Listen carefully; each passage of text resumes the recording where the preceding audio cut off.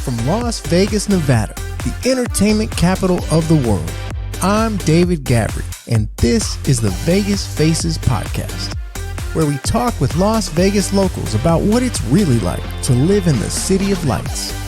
Whether you're living in Vegas, moving to Vegas, or just visiting Vegas and looking for new adventures, together let's discover the hidden gems that make Sin City the most visited place on earth. Hey everybody, welcome to Vegas Faces Fast Facts, where we cover specific topics from right here in Las Vegas. I'm David Gavri. I'm a Las Vegas realtor with Realty One Group Summerlin, and today's topic is what it's like to be a Las Vegas performer and the life of a stand-up comic. Comedian and documentarian Tom Garland is back on the pod. Last time Tom was on, he had just released his debut documentary, Arcade Gamer, The True Story. You can watch it on Amazon. And now Tom just released his stand-up comedy special, Debut. Can't wait to get into it. Tom, welcome back to Vegas Faces.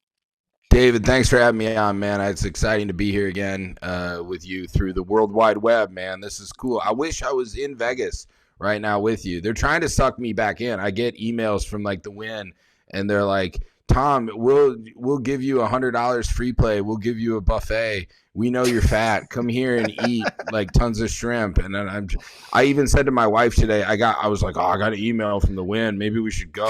And she's like, are you serious? And I was like, we could fly out this weekend. But you know, when you live there, you like, you know, it's like you can just, when we live there, you can just go down whenever. So it's like, I think it's actually like Vegas is less toxic that way. Cause otherwise you go like, for me, I'm like, I should fly out and do everything in in like 24 hours. Whereas when you live there, you can just kind of dabble in and out whenever you feel like it. Yeah, you don't have that FOMO as opposed to whenever you're here on vacation. It's like, ooh, we're on an itinerary. We have to go see this, go see that show, go to this club, go to that restaurant, gamble here, do this, do that. But also you lived like right off the Las Vegas Strip. What was that? The Meridian condos or something like that? I lived at the Meridian condos. I'm pretty sure the street is Flamingo and Colville. That's the corner there. Yeah, man, that was awesome. When I moved to Vegas, I moved to be a performer there, obviously. That was I had been doing stand-up for almost 10 years. I think it was like 9 years or 8 years, something like that at the time. And so this was in like 2017. I moved in September of 2017. And so when people are like, you should live in Summerlin, you should live in Henderson. And I was like, no, I want to be in the action, like I want to be right there.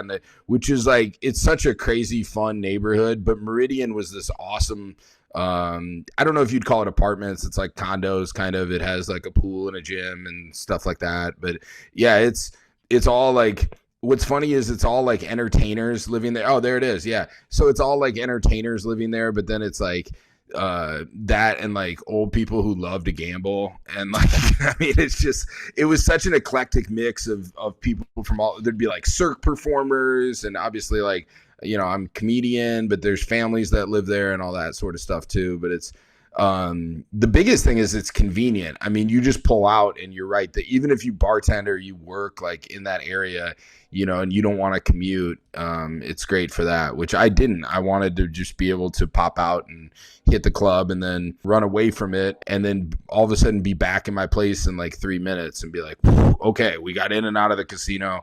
I did my thing. I didn't stay. I just played and did my show and then got back to my living quarters, After touring, because you were a road comic for a long time too, so you'd been all over the country doing stand-up before you got to Vegas, and then you kind of dipped in and out of Vegas until Vegas was your primary residence at the time.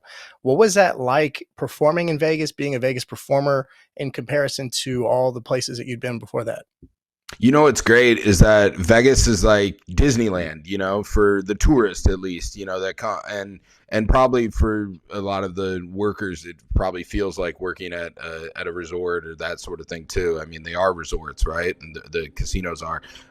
So if you're in that world, it's kind of like people just keep coming through the turnstiles and they're real like happy and excited and they're on vacation and for the most part, other than the occasional person that's really living the hangover experience, they're all there to just have a good time and let loose and relax. And in that world, they know what stand-up comedy is and that sort of thing. Sometimes I played everywhere, dude. I mean, I literally went I think I've been to like some 40 some states, East and West Coast Canada. I've been all over the country and North America. So what would happen sometimes is I would go to like these super small towns, and afterwards people would be like, that was my first comedy show. And I'm like, I could tell. Like they're like talking when you're talking, which I like hecklers, so it's not that. But you'd be like, I went to the mall the other day, and they're like, I bet we don't have a mall, but I like malls, but whatever. And you're like, this isn't a real conversation. Like, this is like,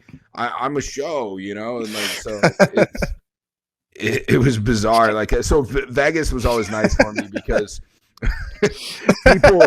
people really get it there, which was great. And you're not performing at like an Elks Lodge either. You're in like a casino made of gold, and so you're like, oh, this is like where it should be at. It's Vegas is always to me what I'm from Cedar Rapids, Iowa, so I'm kind of from the middle of nowhere. So to me, you grow up and you want to be in entertainment, and you have these dreams of like what Hollywood must be like and stuff. And then eventually when I started popping out to LA, I was like, oh, Hollywood sucks. Like, this is really weird. But Vegas is like what I always dreamed Hollywood was like. It was like there's tons of performers everywhere, and like, like these cool buildings with neat lights and that sort of stuff. Like, LA is just like dirty and everybody's broke, and there's like people in tents and stuff like that. And Vegas isn't really like that. Vegas is like clean and like fun and like never sleeps and that sort of thing. And people tip well, and they are excited. They'll follow you on social media when you perform well and that sort of thing. They want you to succeed. And I think at the time there was like, maybe I might screw this up, but I want to say there was like something crazy like 13 full-time comedy clubs, plus any other number of shows that you can get on and perform. I was on a variety show at one point and stuff like that. So that was really cool. And how, like, talking about your debut special, Selling Out is the name. How did Vegas influence that? Because like immediately when I saw it, I'm like, oh, shiny gold jacket, shiny Vegas style glittery jacket. Like, and I'm like, that's that right there. Before you even said a word into the mic, I'm like, yep, Vegas has an influence on this guy just from the get-go. But like, what kind of what made you record it in the way that you recorded it? What goes into even recording a special? Because people nowadays, like, it's so easy to have access to stand-up comedy, and it's so easy to just flip the channel and be like, meh, not into that, not even knowing what goes into something like this. So can you at least maybe talk about like what kind of things that you had to overcome to get to this point, and maybe some obstacles that you had to break through, and this, I'm going to stop talking now. Go ahead, Tom. That's good, dude. You threw a lot of stuff out there, but you're right. First of all, you're right. I wear in the special, I've got we'll talk about that. I've got a sequin jacket on, which kind of became a sort of an odd trademark of mine, in that I always dressed up. I wore suits and that sort of stuff. If you see clips of me, most of the time you'll see me in a suit when I'm performing.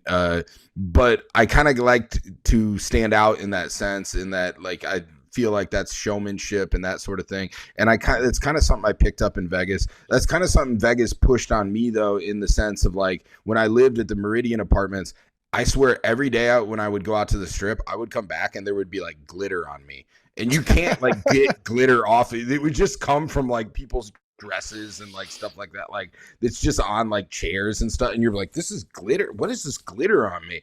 And then so I'm just like, fine, I'll just wear the glitter. I am Mr. So I kind of got dressing better in a sense, but also like more flamboyantly. And I like to wear these like flashy Dick Tracy, like goofy suit coats that, bow ties and stuff that you would never see a normal person wear. Cause I feel like when you come to a show and you come to a club, there's like a whole trend in stand up to dress like shit all the time. I can say shit on here, right? I mean, there's what? Yeah, we're going to let it fly. I think at some point that was like cool. Like, oh, look, he's like, he doesn't care. Rolled out of bed. Yeah, he just like, now that's you nailed it there. Cause there's one thing to be like, oh, he's in a black t-shirt and jeans, that's chill. Like, yeah, okay, whatever you feel comfortable in. But when they have that look like they just rolled out of bed and they didn't shower and they just smoked a dab in the parking lot, I'm like, you look so bad. Like, there's no entertainment value to that, just for me personally. So then that kind of influenced me in that sense. But yeah, man, like you're talking about making the special. To go back to when I was in Vegas, I lived in Vegas. I only moved because the pandemic happened and the shutdown had lasted quite a while. So at some point I decided to move back to Iowa just for work purposes and that sort of stuff, for what became the first day job I've really had, like a full-time consistent day job in probably, 10 odd years at the time. So I moved back to Iowa and start working again. But what kind of was, I don't mean to get depressing here or odd or anything, but I had gotten a deal with some guys that were like local film producers and not to be named, but they do great stuff in Vegas. And they make their own indie films. They shoot for the sporting events and that sort of stuff. And I had connected with these guys for a couple of years when I had been out there, and finally they were like, hey man, we want to shoot a comedy special with you. So I kind of pressed back and I was like, let's do it. Let's put ink on paper. Let's get this done. And then, they were like, all right, this is happening. And they were like, find a venue and a date. I was like, cool. LA Comedy Club, midnight, Stratosphere, March 14th. And March 15th, the whole world shut down. So, or it was something like that. It was like, that doesn't make any sense. It was like March 15th, the world shut down.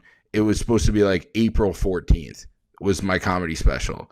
So, and I was trying to like reach out to the celebrities that I'm friends with and be like, dude, you got to come. Like, please sit in the audience while we do this. And it would mean so much to me and stuff like that. And a couple of them had told me, they were like, Tom, you know what's going on, right? Like, they're going to shut the casinos down. I was like, they ain't going to shut shit down. And then they did. Yeah. And then there was like cops out in front and it was this whole thing. I was like, oh, I'm in such deep shit. Like, not only is that not happening, but like maybe stand-up's never happening again. Maybe nothing. So I kind of almost, like took a break for like a year. I did spots here and there, like when I could. And I did a couple Zoom things and I didn't like that. And we talked on your podcast. I made a film about a guy that played arcade games, and I kind of just slid in and out of the entertainment business. And as of recently, I'm back doing stand-up. And not only am I back doing stand-up, but I'm working on 2 indie films right now with a film producer that lives like an hour away from me. And so he has cameras and a crew and that sort of thing. And so I kind of pressed forward again. I was like, hey, man, I'm doing stand-up again. I'm back. I'm honed in again. Let's do this, dude, while I'm still hot. And it felt like something I had missed out on before. And you were kind of talking about like there's so much stand-up out there, and there is, but like I don't know, I feel like I'm banging my head against the wall, but I hate this trend of reels of like only with stand-up. Like I like the ones that you do for the podcast and like showing off Vegas. Those are super cool because it's like I get all this information in like 10 seconds, a minute. But with stand-up, you'll see a guy like and they're like, wow, he's really killing it, and he goes for like a minute, and I'm like, let's see him do 44 more of those minutes, like not edited, and stuff. And so I wanted to stretch out and do a long form thing. That's probably too old school of me. We're gonna find out, but it was just something that I'm like, that's how I grew up. I grew up on comedy specials. I grew up watching Comedy Central and seeing people stretch out and do long form stand up. And when I started working the road, a lot of bookers would be like, send me a 30-minute video. And that's how they would decide whether you were good or not. Not like this 1-minute reel or like 15-second clip of like one haha interaction. Like, no, let's see you for 30. And if you were lucky enough that they accepted your email, actually watched it, and you had a good clip, then you'd start getting booked, if you can make it there. So I think that all kind of influenced like wanting to do it in the first place, and obviously how goofy I was dressed maybe for such an event. But it's not just that. It's not like dress goofy. Like you have a method to your madness, and I learned this from you back when I was doing stand up with you out here in Vegas. And one of the things you told me, you go, watch every show in this town. Not every comedy show, every show. And then take whatever you like about each show and incorporate that into your act, because this is the entertainment capital. Like, in fact, Yeah. I remember you had like a database of like, these are all the like, it was a database as if like you were looking at like the stock market, but for shows in Las Vegas. Yeah. And you like, that's how heavily researched you were when it came to to the business side of show business.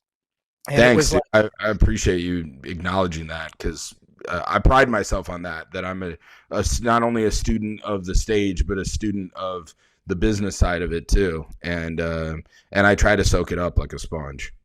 yeah, like can you maybe just go into like, what does it take to even get like a Las Vegas residency? Like, you open for Tom Green, who Yeah, doesn't perform in this town anymore. Like, that's how hard it is to stay in Vegas. Like, we went to his, it wasn't a red carpet event, it was a green carpet event for Tom Green yeah, back when yeah, he dude. had a residency at Bally's, which is now the Horseshoe.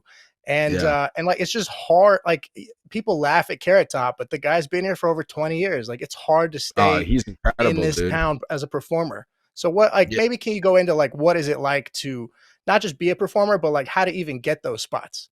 Well, so to get those spots, first of all, I saw, like I said, love to study the business side of stand up, and I saw a gap where there are the best comedians in the world and the best entertainers too, that gets in acrobats and magicians and dancers and models and whatever, and every facet of entertainment. You have some of, if not the best, are in Vegas. They love it there because they don't want, again, they want people to just keep coming through the turnstiles. They don't want to leave, and they don't want to tour. They want the people to come to them, and the people are in a good mood, and yada yada. So there's that. But then what I found was, in the middle ground of all that, there's not much there in terms of great feature acts and hosts and people like that present these shows or do the middle act on these shows. There is maybe one of the, and I'm going to say this lightly, but there's maybe one of the worst comedy scenes in the country there in terms of like developing talent.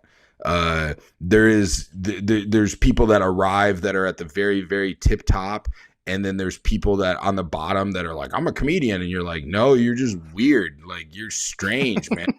They're just up there like babbling and stuff. Whereas like you were in Chicago, and I feel like in Chicago there's like this whole, like the city itself or the clubs, and there's like a system to developing an act. Whereas you can start with open mics and then go to showcases, and then from there go to like Monday nights at Zanies, and then you're on Wednesdays, and then Thursdays, and then now you're featuring weekends, and then eventually you're headlining your Hannibal Buress, right? I mean, that has happened. It does. You don't hear too often of somebody like, yeah, I started at Vegas open mics and now I'm crushing it at the Win every weekend. That just doesn't like really occur. I think maybe Joe Coy, maybe that happened for, but it's very few and far between. So I kind of honed in on like, I was like not at the level of like, so Tom Green and people like that, not to talk about him specifically, but he has draw. That's one thing that I lack. I don't have draw. I think I can go toe to toe with the best of them, and I have a great act, but I don't have draw. Nobody,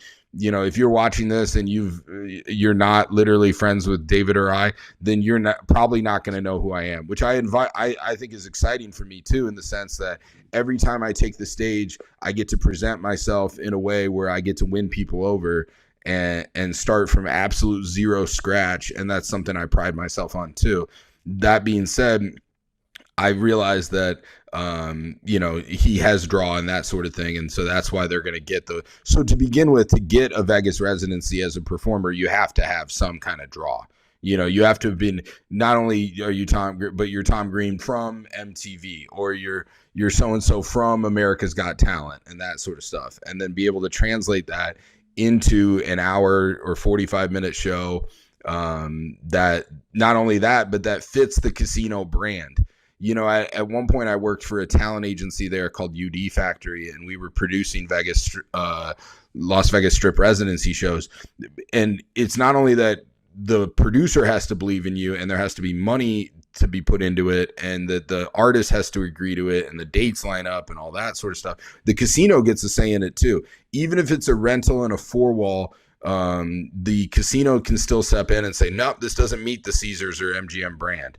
and you're just like, oh, okay, so there goes that person's dreams, and so that sort of thing. Yeah. So I was never on the level of like holding down my own residency or something like that, but I certainly did. I was the opener for Tom's residency. Years before that, in 2013, I had been the opener for Steve-O and Tom Green's dual residency at the Riviera, and held a couple other, regular spots throughout the city. And, we could call them residencies, but those were the two major ones over the years. So I don't know if I answered your question, but it's a lot of, it's a lot of like grinding and trying to get good reviews. And then not only that, like being able to sell tickets, you're competing with Elton John and Celine and 8 Cirque Soleils and 24-hour gambling and nightclubs and strip clubs and 24-hour booze and whatever. And all of a sudden, like, Vegas is such a sensory overload that all of a sudden, like, now there's sports too. There's sports. There's Formula One. There's all this other shit. They're going to build a baseball stadium.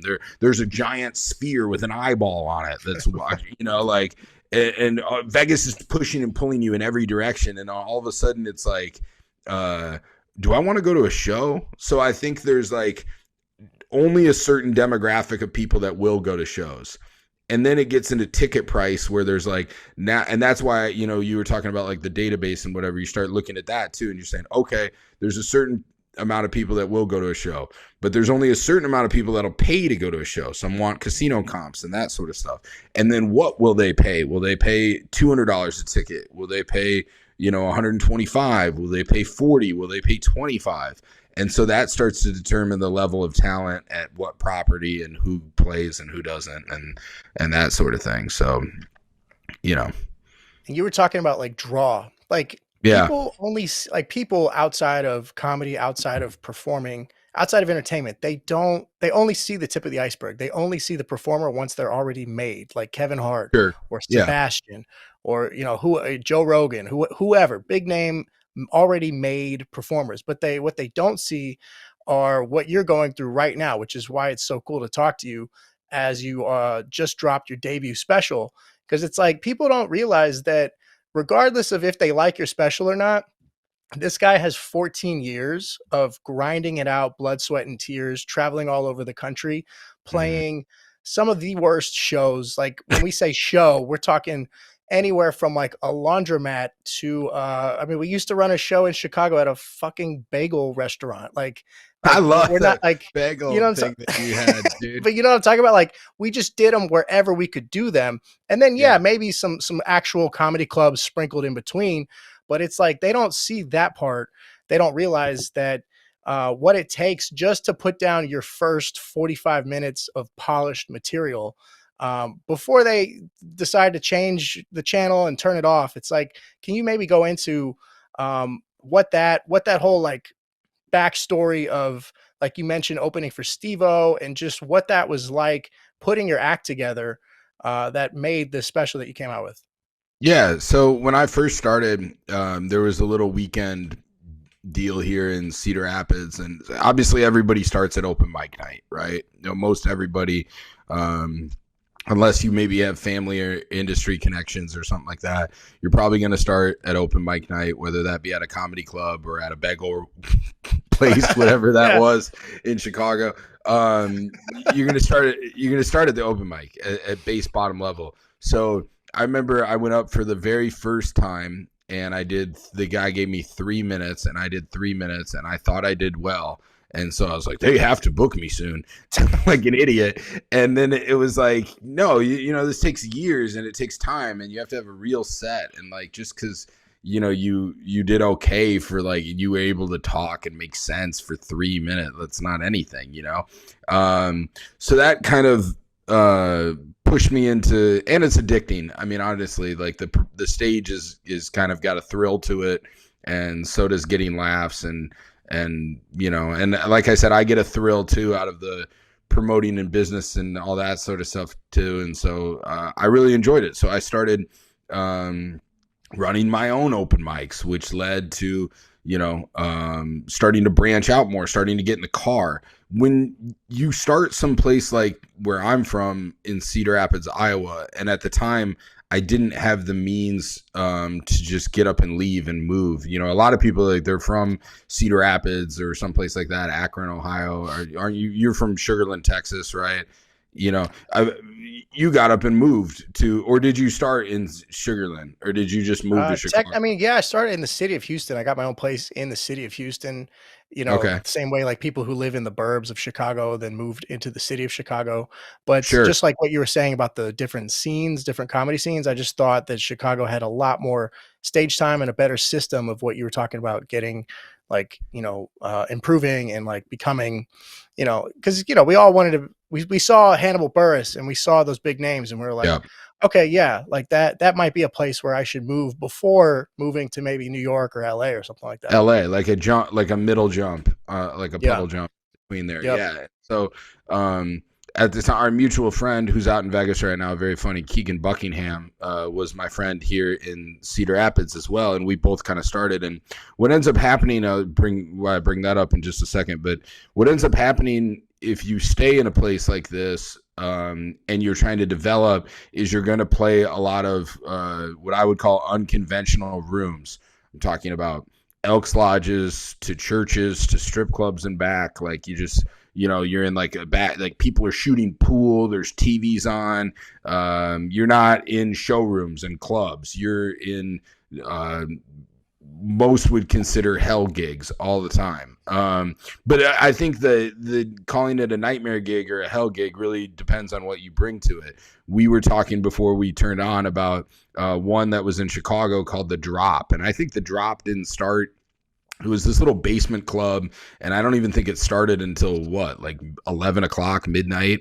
And Yeah. it was Yep. like Tuesdays, and people are like on drugs and they're drunk, and you're like in the round, you're like in the middle, and people are just like around you and stuff like that. I prided myself on being able to go down there and throw down because I had cut up teeth and I could play at that level. Like, there's some comics that it's funny, they come up in the club scene, and then all of a sudden they'll get one heckler and then they'll freak out and they can't handle it. And it's like, to me, I invite chaos into my act and into that realm, and like to consider it more creative play. But to go back to Keegan, what had happened was Keegan had moved into Chicago. And so now I had a couch in Chicago, which is 5 hours from me. So I start popping in and out of Chicago, still running showcases, running open mics, opening for people, that sort of thing. Eventually I meet Steve-O. I opened for him a couple times in Iowa City and asked him for an opportunity, and he let me open for him and Tom Green in Las Vegas on like a stint. And so I had flown out back and forth to Las Vegas to do these residency dates with them. But to me, that was really like, it wasn't so much like, I guess what it really was it was like a catalyst for me realizing, like, I can do this. Like, this is a possible thing. Like, this isn't just leading nowhere. Like, bigger, better things will happen the harder I push. And then continue to do that for 10 odd years, to not to open for that, but to push real hard, to the point that, I was looking for opportunities everywhere.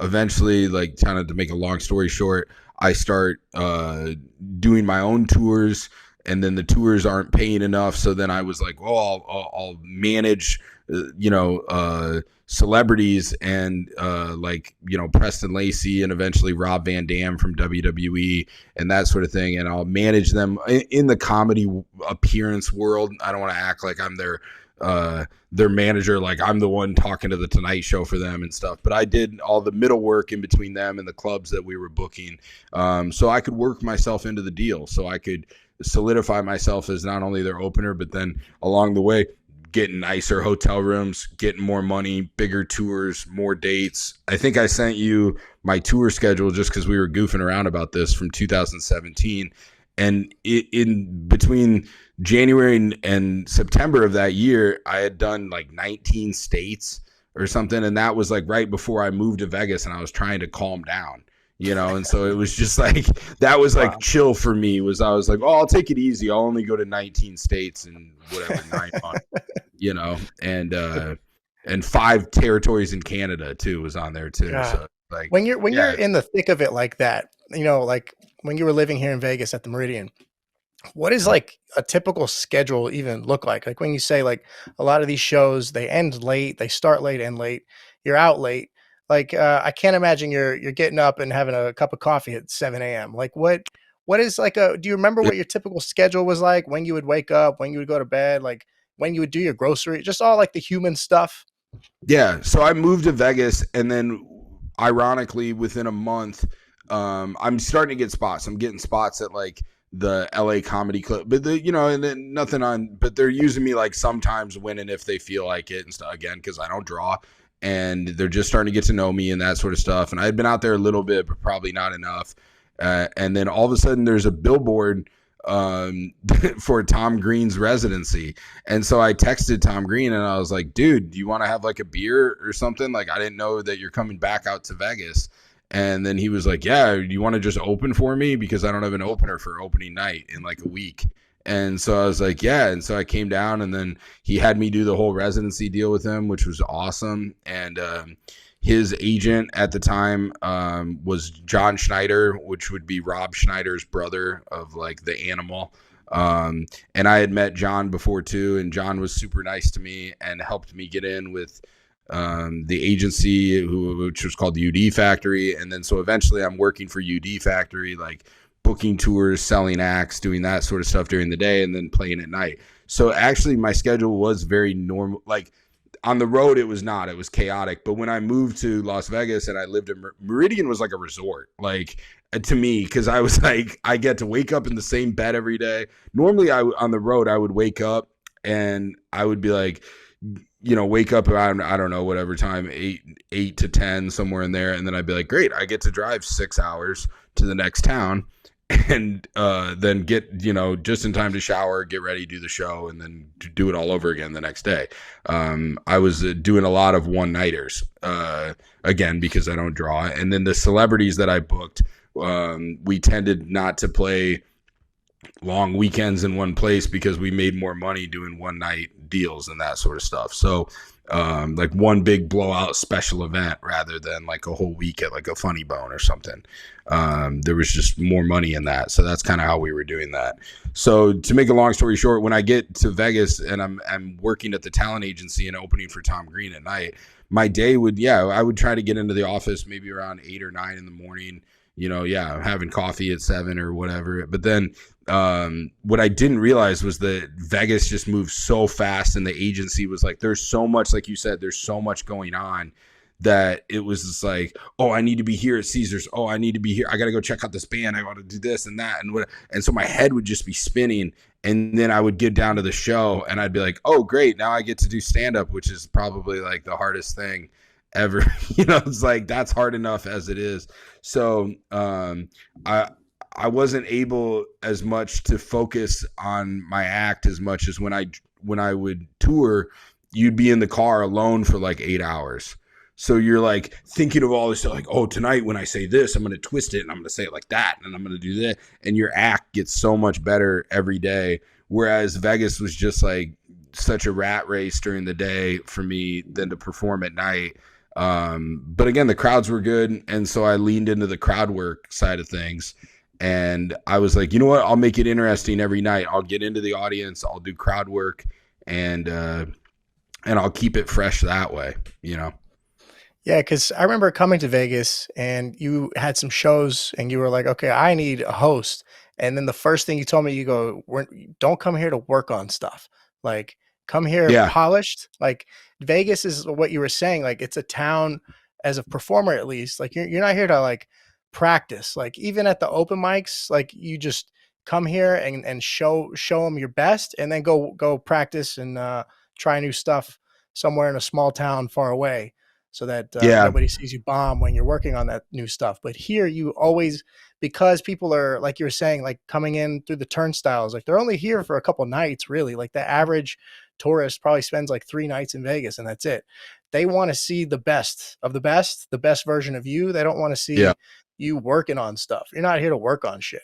Yeah. And I feel like that is a thing in like, maybe, and maybe that sounds like, oh, you're not trying to write new jokes, and it's not that, but it's just like you said, at your best, anytime it's Las Vegas or New York or LA or now Austin or something like that, is the new thing.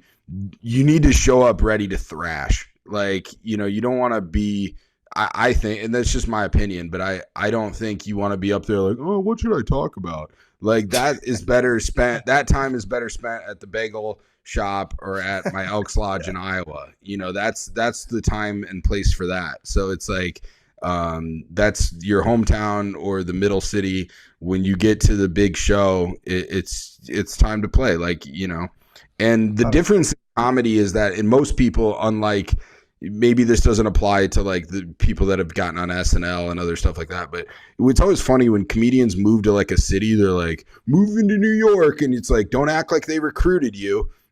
Like, don't act like you've got a deal or something like that. You're just moving, you're just some asshole moving there, So that's what I was in Vegas. I was just some other asshole moving to Vegas. Like, well, I'm going to Vegas. Like, okay, it's gonna probably kick your ass. Like, get ready for that. So when I arrived, like, it was a business trip in the sense of like, I was like, I'm here to play at the highest level I possibly can, which obviously there's levels to stuff and draw and ticket price and other factors to that. But the one thing I can, and I feel like we can control to a certain level, is what we actually do while we're on the stage. And so, when I say like crowd work, that's still controlled. It's not like the whole magic illusion of stand-up is to make it look like, well, I'm just off the cuff and I'm just riffing and stuff like that. And it's like, I know exactly what I'm doing up there, so it's riskier, but to me, it keeps it more interesting and more fun. Amen to that, man. Before we wrap Yeah. up, Tom, can you at least talk a little bit about where people can find you, where they can know more about your special and things like that? Yeah, you can just check out my website, man. It's TomGarlandStandup.com. There's my Instagram, and you can just search for the special. You'll find it. It's called Tom Garland Selling Out. Also, by the way, I really liked your intro because, like, recording a comedy special can only be done so many different ways and all kind of the same. It's usually uh showing the comedian backstage, right? And he's in deep Right. thought, or like something silly backstage, like Jim Yeah. Gaffigan had like a silly, like, whatever. Or and then it's like the lead up, the walking from backstage to the stage, like Right. there's only so many ways to record a special. And then okay, let's get the crowd, let's get the guy. Uh we can show his opener announcing his name, big applause, and he walks on the stage. And for Mhm. you, it was like it was very fitting being coming from like the road comic world, where it's just like a scene of just like the road with the lightning, and it's kind of gloomy, and he's on the road, and then bam, you're on the stage. Like, uh, I don't even know really what the question is, other than No, like, that's cool, dude. I'm glad you enjoyed it because that was kind of a risky choice. Like you said, my friend that directed it, that helped me produce it, Don Trinagel, is a longtime road comic, a Vegas comic. We should have him on sometime. He's great. But anyways, Don and I had talked about it and stuff, and I was like, I want it to be real artsy and not like other stuff I've seen, because we had talked about, what if we do a skit or something, or what if there's, like you said, the green room thing and all that. And I've watched some and I'm like, man, I don't like that. Like, and some of that is like so tropey. Like, I think if you go back and you watch like Eddie Murphy Raw, you're like, man, they nailed that. Like, he has the thing when he's a little kid in the beginning and stuff like that. But now it's been done. That's like an original one, Now it's been done over so many times that I was like, I want to keep the intro short and sweet. Like, I think it comes out to like maybe 40 seconds, 30 seconds, something like that. So yeah, it's a car driving at night, in the rain, trying to get to the gig, lightning going off and all sorts of stuff, my name, and then the intro, and then all of a sudden it just cuts right into the act. yeah, No like pretentious walk up and like, here I am again. Nobody knows me. So like, I didn't want to do like this pretentious intro that was just like, whoa, look how sweet I am, and it was like, come on, yeah, give me a break. Like, let's just get into the jokes and yeah. show like what everybody's really here for and that sort of thing. And then in the actual live recording, we didn't do much either. There was I had a guy from the voice is the guy from the radio that's at the end of the special.